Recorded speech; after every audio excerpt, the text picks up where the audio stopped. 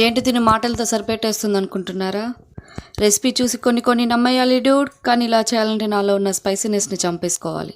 వీలైతే హెల్తీగా తిందాం డూడ్, పోయేదేముంది, మహా అయితే హెల్తీగా ఉంటాము.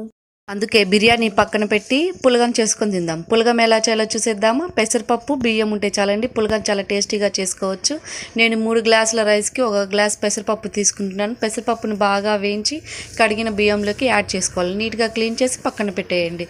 అంతలోపు మనము పచ్చిమిర్చి, ఉల్లిపాయ, టమోటా కట్ చేసి పక్కన పెట్టుకొని స్టవ్ మీద ఒక గిన్నె పెట్టుకొని కాస్త ఆయిల్ వేసి అందులోకి పోపు దినుసులు, ఎండుమిర్చి యాడ్ చేసుకొని మనం కట్ చేసిన మిర్చిని, టమోటాని వేయండి. అవి బాగా వేగిన తర్వాత ఒక 4 వెల్లుల్లి రెబ్బలను వేసి బాగా వేయించుకోండి. మీ దగ్గర ఉంటే కరివేపాకు, కొత్తిమీర యాడ్ చేసుకుని, నా దగ్గర లేదు. అంతేనండి. కడిగి పెట్టిన బియ్యాన్ని వాటర్ సపరేట్ చేసుకుని అవి వేసి కాసేపు వేగించి ఎసురు సరిపడా వేసుకోవాలండి. కొలత ఏం లేదండి. 1 గ్లాస్ బియ్యానికి 2 గ్లాసుల వాటర్, అంతేనండి. అవి వేసి బాగా పొంగొచ్చేదాకా మగ్గనివ్వండి. పొంగొచ్చిన తర్వాత మంటను సిమ్ములో పెట్టి మూత పెట్టేసి బాగా మగ్గనివ్వండి. చూడండి, పొడి పొడిలాడుతూ పులగం చాలా టేస్టీగా ఉంటుంది. ఒకసారి ట్రై చేయండి. నా వీడియో నచ్చితే లైక్ చేసి